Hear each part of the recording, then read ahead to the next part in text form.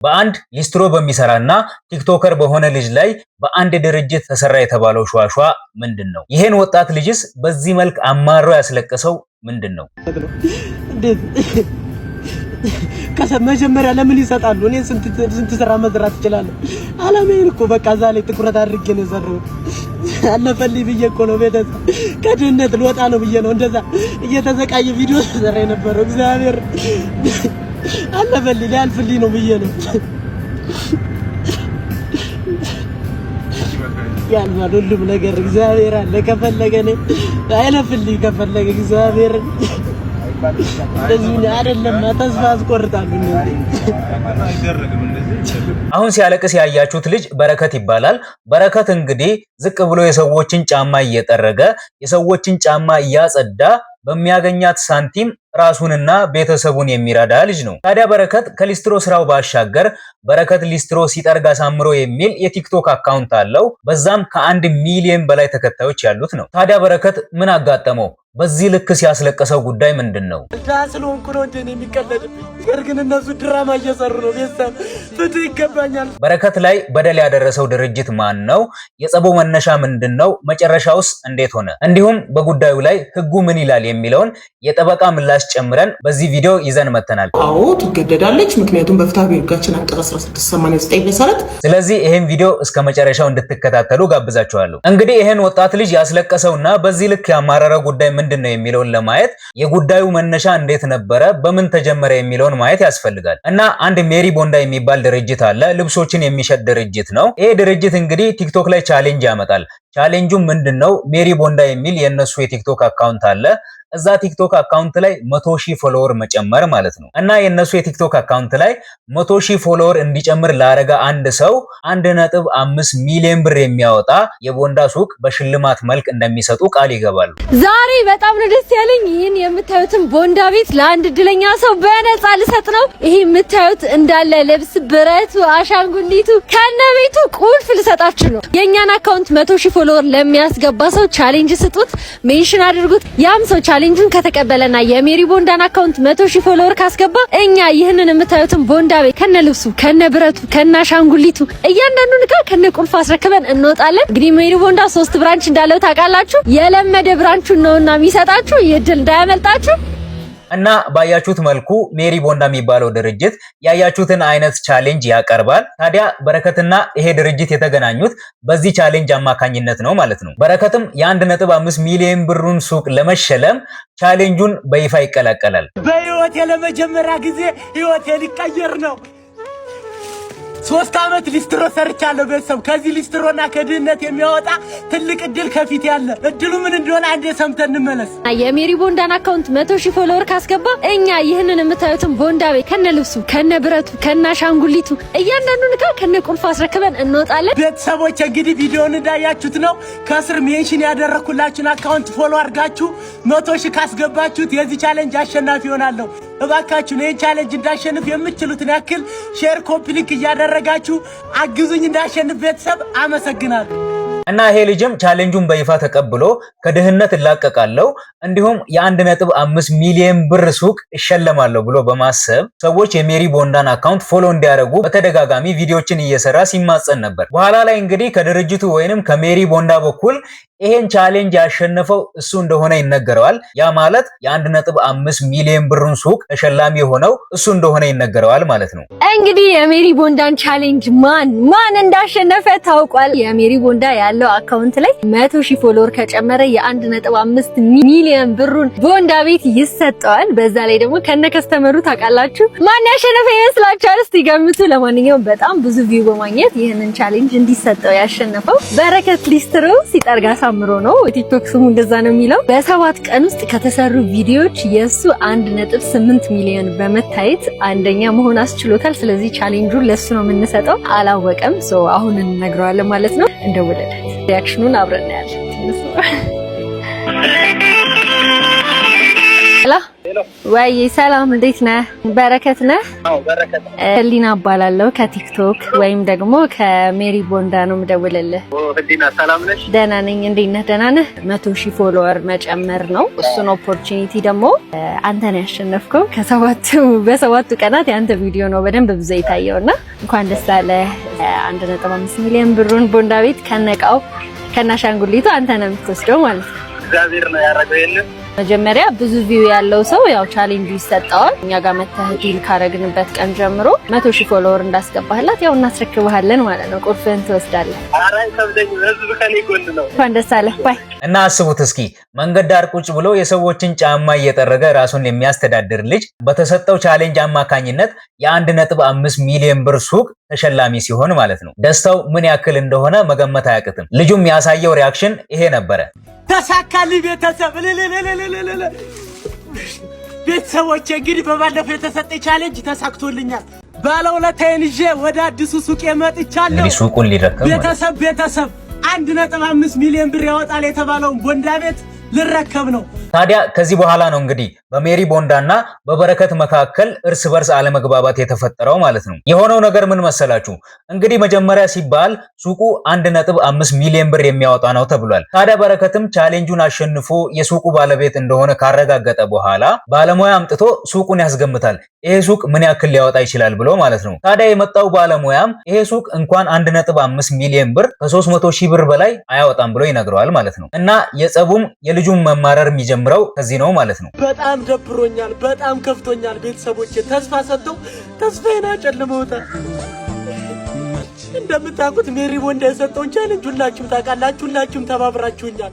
1.5 ሚሊዮን ብር የሚያወጣ ቦንዳ ቤት እንሸልማለን ብለው ቻሌንጁን ከሞላውላቸው በኋላ አንድ ወንድሜ ይሄ ዕቃ 1.5 አያወጣም በባለሙያ እናሳየ ብሎኝ ትናንትና ባለሙያው ወስጄ አሳይቼው ነበር። ቤተሰቦቼ ባለሙያውን ሲያው ማለት ነው እንኳን 1.5 ይቅርና 300,000 እንደማያወጣ ነገረኝ።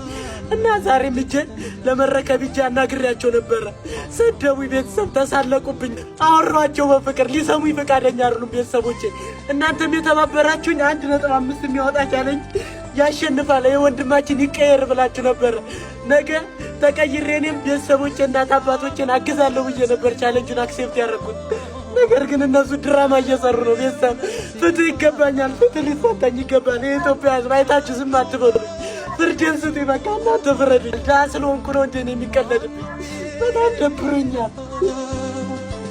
እና እዚህ ጋር የልጁን ሪያክሽን ያዩ ሰዎች ልጁን እየወቀሱና ልጁ ሞኝ ነው ብሎ የተለያዩ ቪዲዮዎችን እየሰሩ ነው። ምክንያቱም ብልጥ ልጅ የያዘውን ይዘው ነው የሚያለቅሰው። ይሄ ልጅ የተሰጠው ሱቅ 300,000 ሆነ 500,000 የሚያወጣ 100,000 ብር የሚያወጣ የተሰጠውን ተቀብሎ ከዛ በኋላ ነው መጠየቅ ያለበት እንጂ በቻሌንጅና በስጦታ መልክ የተሰጠውን ሱቅ ይሄ 1.5 ሚሊዮን ብር አያወጣም ብሎ እንደዛ ማልቀስና እንደዛ አይነት ቪዲዮዎችን መስራቱ ትክክል አይደለም የሚሉ ሰዎች አሉ። ብልጥ ልጅ የያዘውን ይዞ ነው የሚያለቅሰው የሚባለውን አባባል በጣም ነው የምወደው። ይሄ ልጅ ግን እሱ ነገር የገባው አይመስለኝም።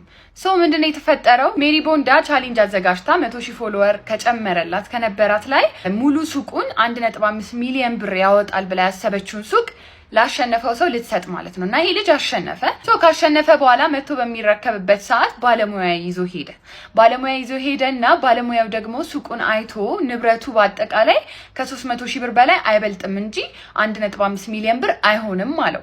ባለቤቷ ግን ያወጣችለት ዋጋ 1.5 ሚሊዮን ብር ነው። ታዲያ በጣም ብዙ ሰው እዚህ ላይ ሚስ አንደርስታንድ እያደረገ ስለሆነ ላስረዳችሁ ብዬ ነው። ምክንያቱም በጣም ብዙ ሰው አልሰጥም ብላ የከለከለችው ምናምን ነው የመሰለው። እና ልጅቷም ካለባት ፕሬሸር ይመስለኛል አካውንቷን ዲአክቲቬት አድርገዋለች። ግን ምን አለ መሰላችሁ ልጅቷን አንደርስታንድ ማድረግ ያለባችሁ ነገር ለአንድ ሱቃችሁ እንደ ባለ ሱቅ ማለት ነው ለሱቃችሁ የምትሰጡት ዋጋ አለ። ውስጡ ካለው ንብረት ባለፈ ለቦታው ለምዷል አልለመደም አዲስ ቦታና የለመደ ቦታ አንድ እኩል አይሸጥም። አንደኛ። ሁለተኛ ነገር ደግሞ ቁልፉን የባለቤትነት የሱቁ ባለቤት ከዛ በኋላ እሱ ነው የሚሆነው።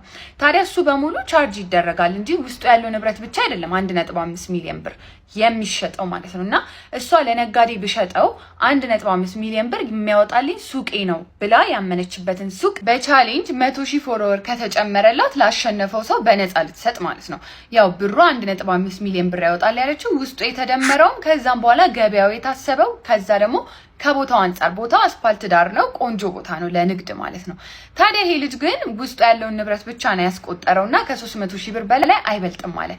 አንደኛ እቃው ውስጡ ያለውን ነገር በሙሉ ሰብስቦ ሊሸጠው ካላሰበ በስተቀረ ሊሰራበት ከሆነ የለመደ ቦታ በምንም ያዋጣል እንኳንና እንደዚሁ በነፃ ተሰጥቶ ማለት ነው። አስፓልት ዳር የሆነ የለመደ ቦታና ከጀርባ ያለ ቦታ ወይ አዲስ ቦታ እኮ ስንከራይ ራሱ በጣም ይለያያል ገንዘቡ አይደለ?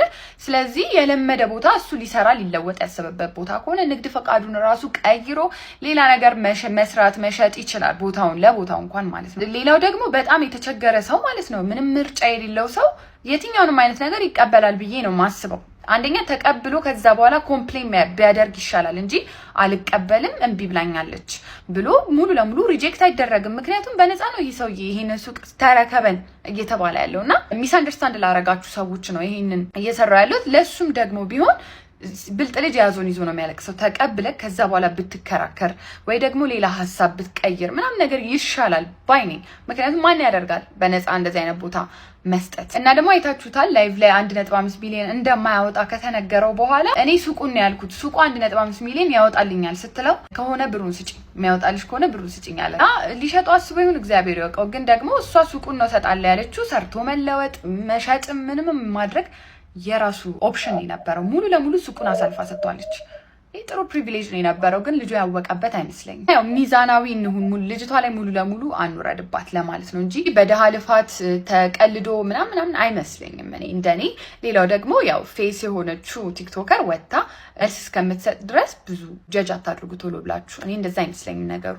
ልጁም እንግዲህ ተበድያለው፣ ዋሽተውኛል፣ ሸውደውኛል፣ ስለዚህ ፍትህ ይሰጠኝ እያለ ቪዲዮዎችን እየሰራ ነው።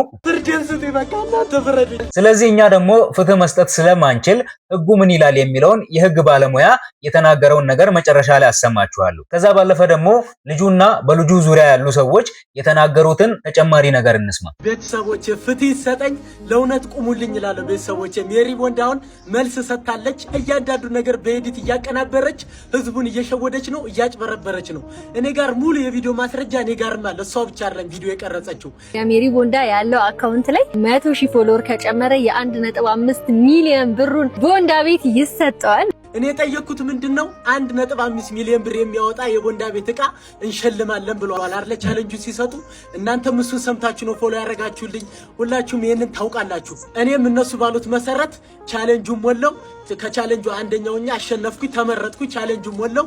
የጠየቅኩት ምንድነው የተባለውን ስጡኝ ነው። እኔም የጠበቅኩት ያንን ነው፣ ህዝብም የጠበቀው ያንን ነው። ነገር ግን አሁን እነሱ ምን አይነት ድራማ እየሰሩ ነው? በቃ እዛ ጋር ያለው ዕቃ እንደማይሞላ ባለሙያ ማይቶታል። በሱ በኩል እንግዲህ በወንድሜ በኩል አግዞኝ እንደማይሞላ ግልጽ ነው። ምንም ይሄ ምንም ጥያቄ አያስፈልገውም። ላይቡንም እናንተ ተከታተላችኋል። ሌላ ምንም ፍርድ አያስፈልገውም። እሱን የጠየቅኩኝ። እነሱ ደግሞ ነገሩን ወዴት ነው የሚያዞሩት? ተረከብ ነው። ለምን እረከባለሁ? ቤተሰቦቼ ሰርቼ እኮ ነው፣ ሰርቄ አይደለም። እዚህ ጋር ቆሻሻዋ እየደፋ አናቴ ላይ እናቴ ጋር እጄ እዛ ጋር እኮ ማውን ተስፋ ነው የሰጧት አባቴ ጋር እጄ። ለምን? ምክንያቱም እነሱ በቃ እውነቱን ይሰጡኛል ብዬ አስቤ ነው። ለምን እውነቱን ወደ ሌላ ነገር ይቀይሩታል? አሁንም ወደፊት የምምለው እኔ እውነቱ ይውጣልኝ፣ እውነቱ ይሰጠኝ ነው ያልኩኝ። በቃ ሌላ ነገር አልፈልግም። የሞራል ካሳ ራሱ ጠይቃለሁ፣ እከሳለሁ። ቤተሰብ እውነት ምን ጊዜም አሸናፊ ናት። የፈለገ ብትገፋ እውነቴን እፈልጋለሁ። እኔ ሌላ ምንም ያወራሁት ቃል የለኝም።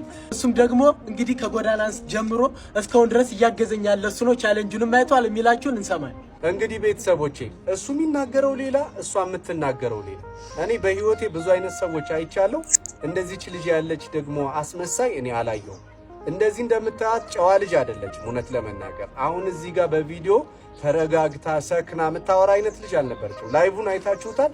ምንም አይነት ጥያቄ አልጠየቃትም፣ ወይም ደግሞ በሆት ሆኖ ተበሳጭቶም አልጠየቃትም። የጠየቃትን ጥያቄ ሲጠይቃት ላይብ ላይ እንዳያችሁት ይሄን ዕቃ ባለሙያ ያሳይቸው በጣም የቃረደ ነው፣ የሞተ ነው፣ ዋጋ ያወጣልህም ብለውኛል። ምንድነው ማረገው? እንዴት ነው የምታስረክቡኝ ነው ያላት። በቃ ይሄንኑ ነው የጠየቃት። እኛም ነበርም በቦታው። ስለዚህ የተጠየቀውን ጥያቄ ላለመመለስ የሚደረገው ሩጫ በጣም የሚያሳዝን ነው። እውነት ለመናገር የህግ ባለሙያዎች ካላችሁ እዚህ ጎዳና ላይ ነው የመጣው፣ ሊስትሮ ነው፣ የድሃ ልጅ ነው፣ ምንም አያመጣም ብለው ስለሆነ እንደዚህ እየተጫወቱበት ያሉ አናግሩት፣ በእናታችሁ እርዱት።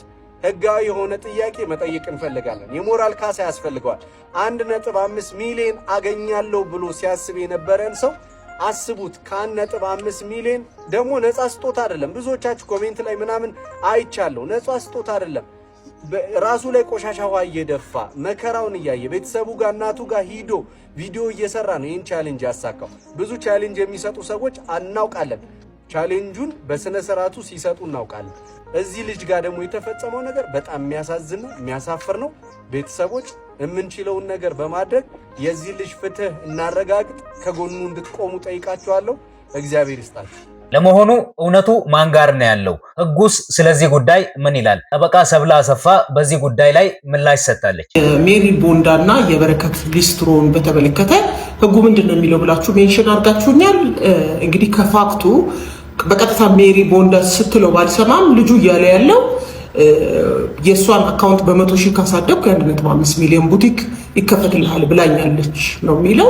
ይህንን ካለች እና እሱ 100,000 ፎሎወር ካስገኘላት ብሩን ለመክፈል ቡቲኩን ለመክፈት ትገደዳለች ወይ ለሚለው፣ አዎ ትገደዳለች። ምክንያቱም በፍትሐ ብሔር ሕጋችን አንቀጽ 1689 መሰረት አንድ ሰው በህዝባዊ የሆነ ቃል ከገባና ማንኛውም ሰው ይሄን ከፈጸመልኝ ይሄን ያገኛል ብሎ ከተናገረና ሌላኛው ሰው ደግሞ እንደ በረከት ሊስትሮ ያለው ሰው ያንን የተስፋ ቃል ተማምኖ ፐብሊክ ፕሮሚሱን ተማምኖ ተግባሩን ከፈጸመ እሷ በገባችው ቃል መሰረት ለመፈጸም እንደምትገደድ በፍትሐ ብሔር ሕጉ በጠቀስኩላችሁ አንቀጽ እንዲሁም ሰበር ደግሞ በመዝገብ ቁጥር 62146 አስገዳጅ ትርጉም ሰጥቶበታል ማለት ነው። ስለሆነ በቀጥታ ከሷ ከሜሪት ትሪፍት ያልሰማሁት ነገር ይሄንን 1.5 ሚሊዮን የሚያወጣ ቡቲክ ሰጣለሁ ማለቷን ነው ካለች እና በተባለው መሰረት የተጠየቀውን ተግባር በረከት ሊስትሮ ከተወጣ ግን አዎ በህግ ያንን ቃል የገባችውን ነገር ለመፈጸም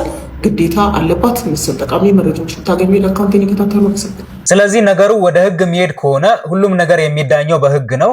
ስለዚህ ህጉ ደግሞ ልጅቷ የገባችውን ቃል እንድትፈጽም ወይንም የ1.5 ሚሊዮን ብሩን ሱቅ እንድትሰጠው ያስገድዳል። ምክንያቱም በአደባባይ ቃል ስለገባችና ልጁም ደግሞ ያን ነገር ተማምኖ ብዙ ነገር ስላደረገ ያን ነገር ኤክስፔክት እያደረገ ስለነበረ የተገባው ቃል የ1.5 ሚሊዮን ብሩ ሱቅ ተሟልቶ መሰጠት አለበት ነው እንግዲህ እያለች ያለችው ጠበቃዋ። እና እዚህ ጉዳይ ላይ እናንተ ተመልካቾች ምን ሐሳብ አላችሁ? ልጁ የተሰጠው ቻሌንጅ ነው።